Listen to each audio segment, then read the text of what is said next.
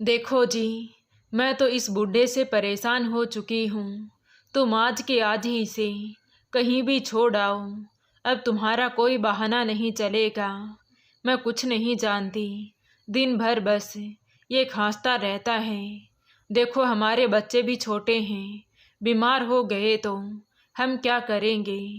बूढ़ा सुनता भी तो नहीं है। कितनी बार कहा है कि फ्रिज का ठंडा पानी मत पिया करो।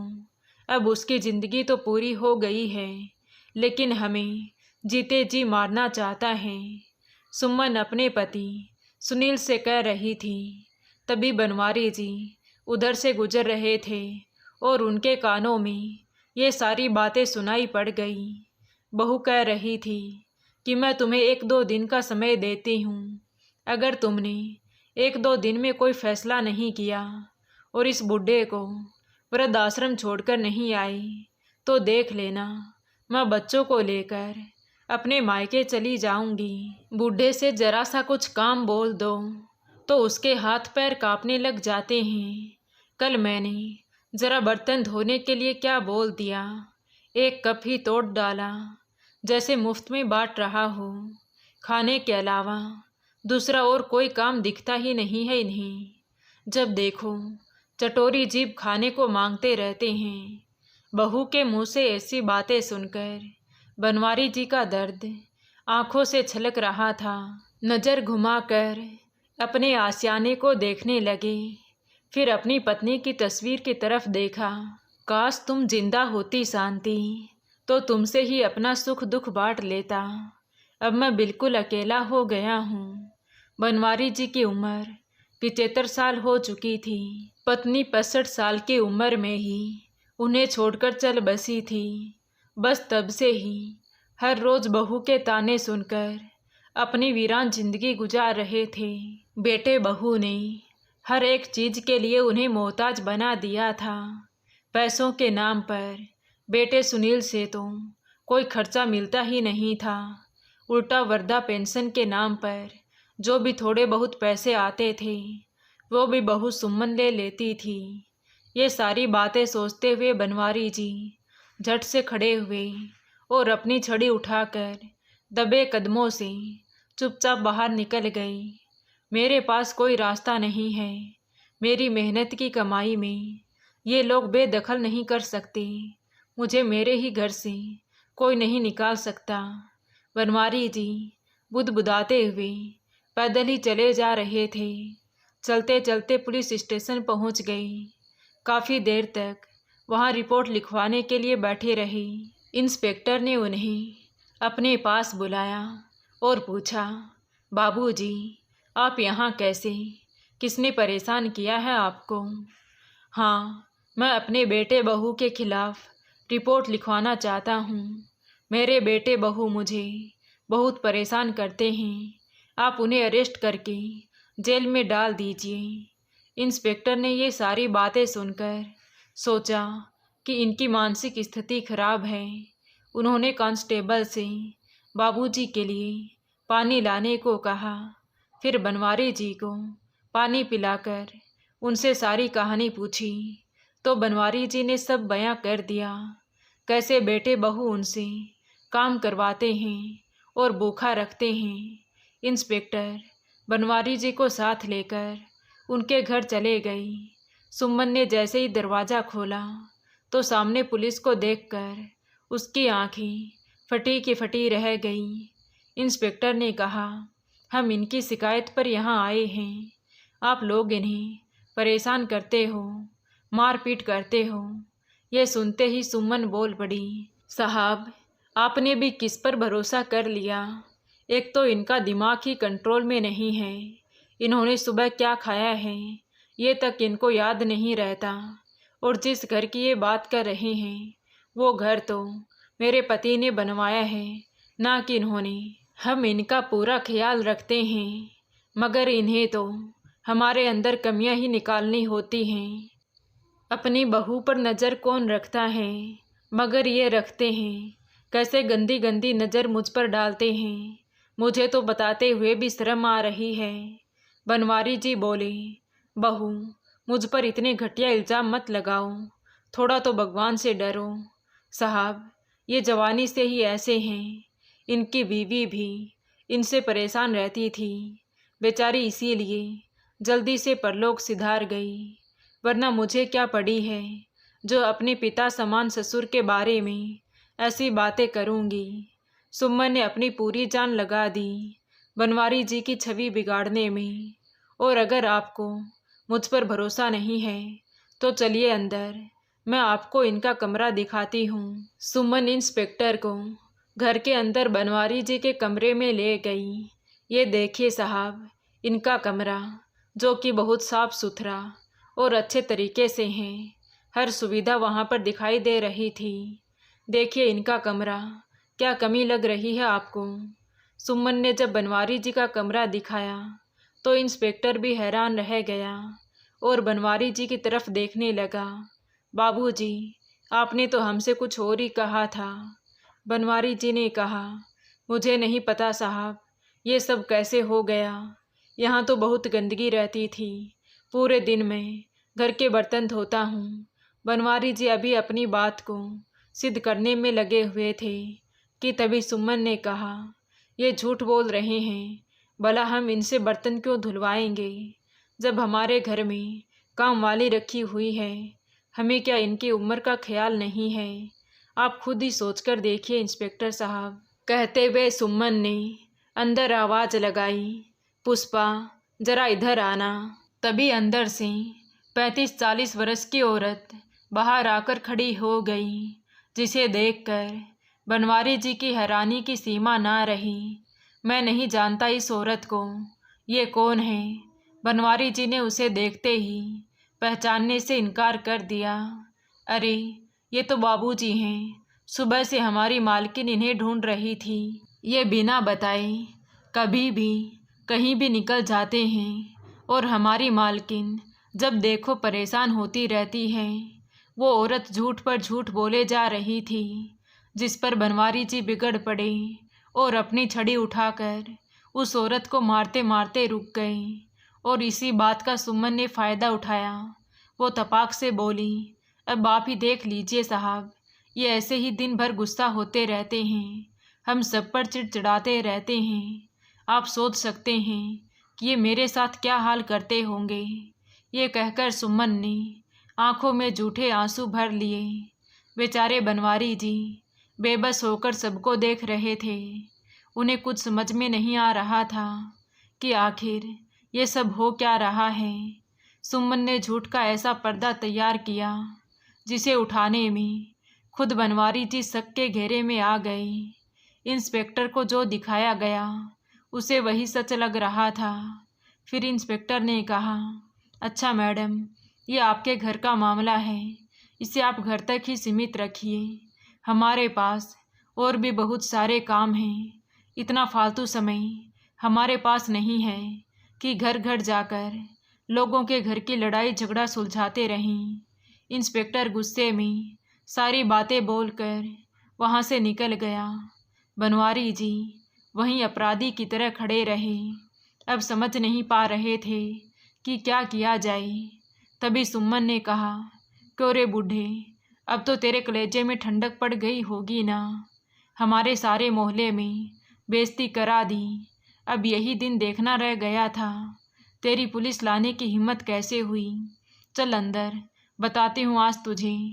सुमन बनवारी जी का कॉलर पकड़कर लगभग उन्हें खींचते हुए घर के पीछे वाली झोपड़ी में ले गई और उनकी छड़ी उठाकर उन्हें खूब पीटा।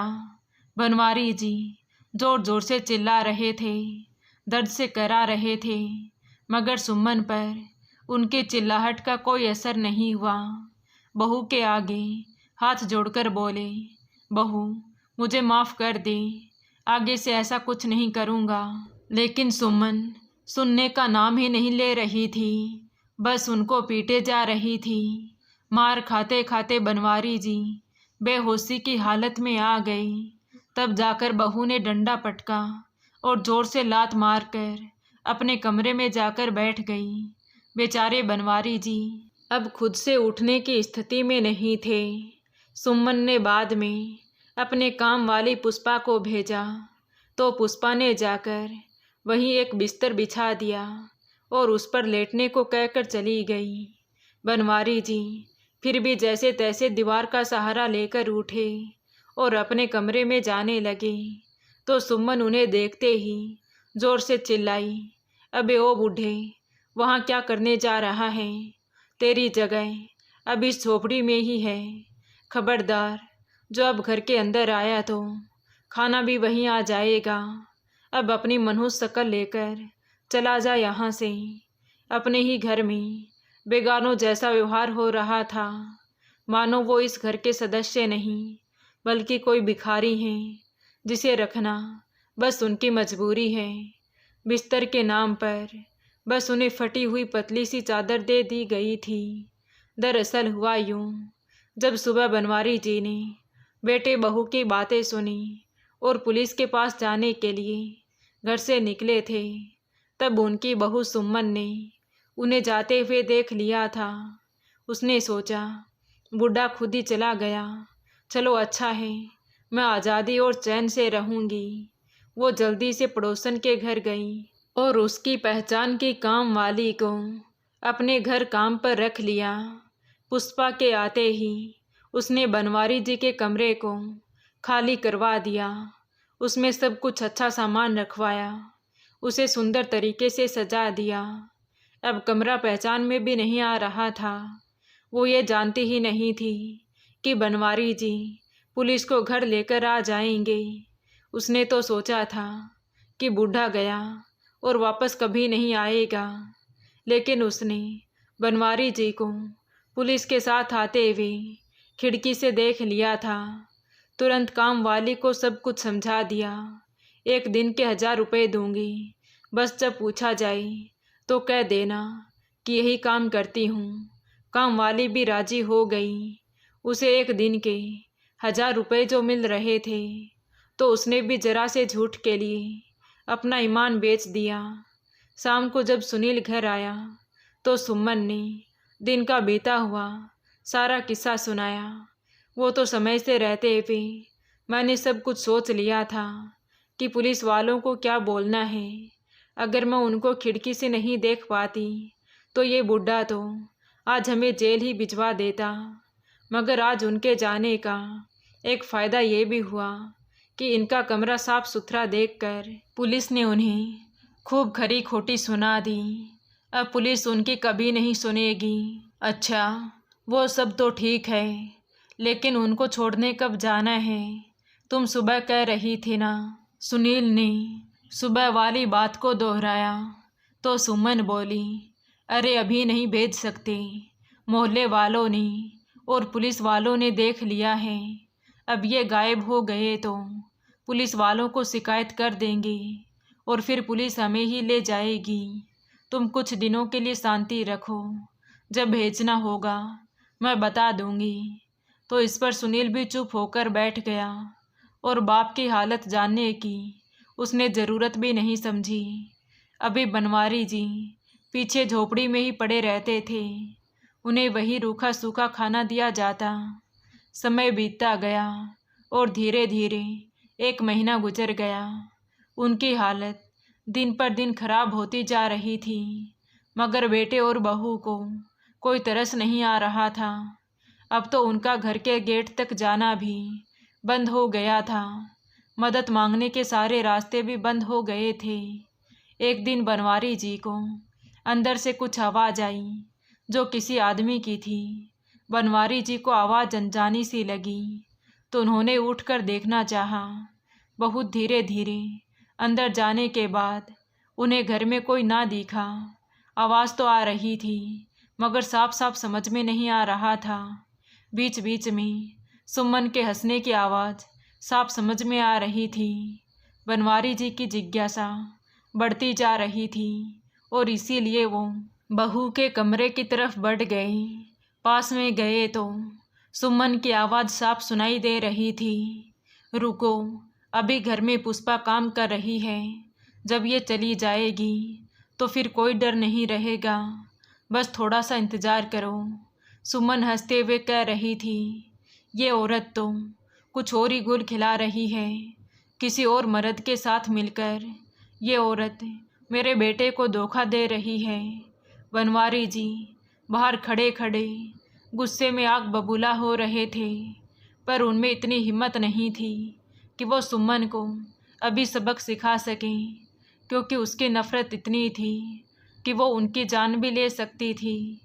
मुझे जल्दी से कुछ करना होगा, इससे पहले कि ये बाहर आ जाएं। बनवारी जी तुरंत किचन में गए। वहाँ पुष्पा खाना बना रही थी।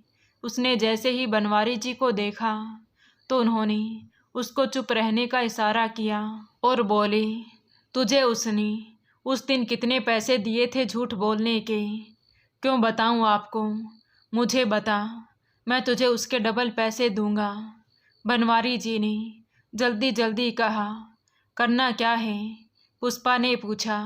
तो बनवारी जी ने कहा, तेरे पास जो फ़ोन है आज के लिए वो मुझे दे दो। अंदर सुमन किसी और गैर आदमी के साथ रंगेलियां बना रही है, उसकी रिकॉर्डिंग करना है। पुष्पा ये सुनकर मान गई और तुरंत अपना फ़ोन उठाकर दे दिया। देख, तू किसी के आगे अपना मुंह नहीं खोलना, वरना ये काम भी तेरे हाथ से चला जाएगा और पैसे भी नहीं मिलेंगे। अगर ऐसा करेगी तो पैसे और भी ज़्यादा दूंगा। हर महीने मुझे पेंशन मिलती है। पुष्पा ये सुनकर बनवारी जी से चुप रहने का वादा कर लिया। बनवारी जी ने कहा, अब तुमने खाना बना दिया है तो तुम जाओ, तुझे तेरे पैसे कल मिल जाएंगे। लेकिन जब मैं कहूँ, तुझे इस बात की गवाही देनी होगी कि सबके चले जाने के बाद सुमन के पास कोई आता है। बनवारी जी ने सुमन की सच्चाई सबके सामने लाने की पूरी तैयारी कर ली थी। हाँ बाबूजी बोल दूंगी, और ये झूठ थोड़ी है, ये बंदा तो रोज़ मैडम के पास आता है। हाँ तो बस यही सब मेरे बेटे सुनील को भी बता देना। देख, जुबान से पलटी तो नौकरी से तो जाएगी, इसका साथ देने के लिए जेल भी जाना पड़ सकता है। बनवारी जी ने पुष्पा को डराकर अपने पक्ष में कर लिया। कुछ देर बाद सुमन अपने आशिक के साथ रंगरेलियां बनाकर कमरे से बाहर निकली तो बनवारी जी ने कमरे के कोने से उन दोनों का वीडियो बना लिया। वो दोनों एक दूसरे के कंधे पर हाथ रखकर मस्ती में चल रहे थे और बाहर आकर डाइनिंग हॉल में बैठकर खाना खाने लगे। दोनों को एक दूसरे को खाना खिलाते देख बनवारी जी को गुस्सा तो बहुत आ रहा था, पर अभी वो कुछ नहीं कर सकते थे। खाना खाने के बाद सुमन उसे दरवाजे तक छोड़ने चली गई। बनवारी जी ने पीछे से पूरा वीडियो बनाकर अपने बेटे सुनील के पास भेज दिया और फिर से अपनी झोपड़ी में आकर बैठ गई। उधर सुनील ने लंच के समय वो वीडियो देखा कि आखिर पुष्पा ने ऐसा क्या भेज दिया, देखूं तो जरा। वीडियो खोलते ही सुनील सुमन की आवाज़ पर शक पका गया। पूरा वीडियो ध्यान से देखा तो उसके पैरों तले से ज़मीन खिसक गई। वो गुस्से से भर उठा और उसी समय सब काम छोड़कर ऑफिस से घर चला गया। सुमन उस समय बच्चों को खाना खिला रही थी और उसे देखकर ऐसा बिल्कुल नहीं लग रहा था कि वहाँ कुछ भी हुआ होगा। अरे, तुम इतनी जल्दी कैसे आ गई? सुमन उसे इस समय घर पर देखकर हैरान थी, क्योंकि ऐसा कभी नहीं होता था कि सुनील बिना बताए घर आ जाए। देखने चला आया कि तुम कितने मज़े कर रही हो। सुनील की बात सुनकर चालाक सुमन शक पका गई और अपने भाव छुपाते हुए बोली, मुझे तो ज़िंदगी में हर चीज़ तुमने ही दी है। ऐसा कहते हुए वो सुनील के करीब आ गई और उसका हाथ पकड़ लिया। अच्छा, अपना हाथ झटकते हुए सुनील चीख कर बोला। उसकी आवाज़ इतनी तेज़ थी कि बनवारी जी भी उठकर बैठ गई और समझ गए थे कि अब क्या होने वाला है। वो धीरे धीरे चलकर अंदर आ रहे थे। सुनील की आवाज़ बेहद गुस्से से भरी थी। मज़ा तो कोई और दिलाता है तुझे, जलील औरत। मेरे पीछे ये गुल खिलाती है, मेरे ही घर में अपने आशिक के साथ गुल खिलाते हुए शर्म नहीं आई तुझे? ये कहते हुए सुनील ने अपना फ़ोन जेब से निकाल कर वो वीडियो सामने रख दी जिसमें सुमन उस अनजान आदमी की बाहों में बाहें डालकर कमरे से बाहर निकली थी। अभी सुमन के मुंह पर जैसे ताला लग चुका था। उसके मुंह से एक शब्द भी नहीं निकल रहा था। पीछे से अपने ससुर को आते देखकर वो अचानक चीख पड़ी, क्या है ये मैंने कुछ भी नहीं किया। किसने भेजी है ये वीडियो? किसने भेजा है? अभी बताता हूँ। तब तक पुष्पा भी आ चुकी थी, क्योंकि बनवारी जी ने उसके घर पर फ़ोन करके पहले ही बुला लिया था। सुनील की आवाज़ सुनकर वो अंदर आई। इधर सुमन ईश्वर से दुआ कर रही थी कि हे ईश्वर, आज किसी तरह से मुझे बचा लो। जैसे ही पुष्पा घर में आई, सुनील गुस्से में बोला, लो आ गई मेरी गवाह। बोल पुष्पा, तूने क्या देखा था? साहब जी, ये वीडियो तो बाबूजी ने बनाई थी। मैडम न जाने किसके साथ अंदर थी। वो आए दिन उसको बुलाकर अपने कमरे में बैठी रहती है, मगर आज बाबूजी ने देख लिया और मेरे फ़ोन से वीडियो बनाकर आपको भेज दिया, और ये बिल्कुल सच है। तभी सुमन ने चिल्लाना शुरू किया, बूढ़े, आज मैं तेरी जान ले लूँगी, कहकर वो बनवारी जी की तरफ भागी। वो बनवारी जी को कुछ चोट पहुंचाती उससे पहले ही सुनील ने उसे 2-4 तमाचे जड़ दिए। बेशरम औरत, तो इतनी नीच निकलेगी मैंने कभी सोचा नहीं था। तूने आज सारी हदें पार कर दी। न जाने मुझे कब से धोखा दे रही थी।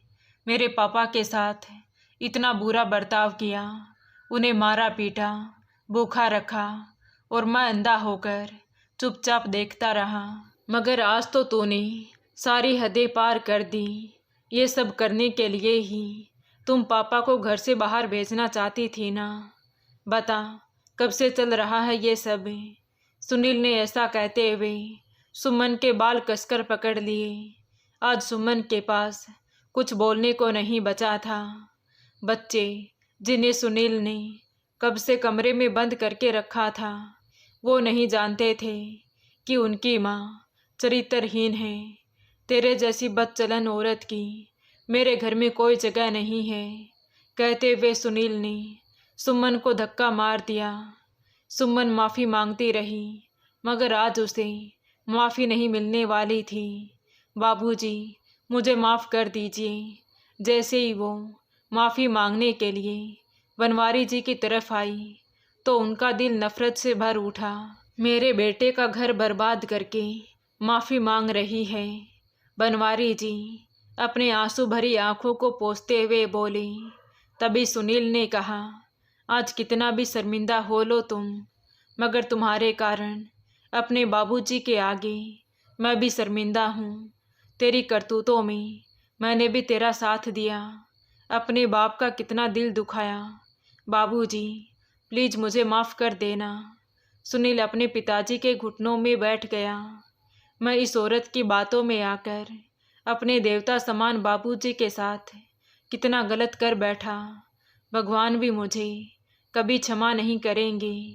आज वाकई में सुनील को अपने किए पर पछतावा हो रहा था।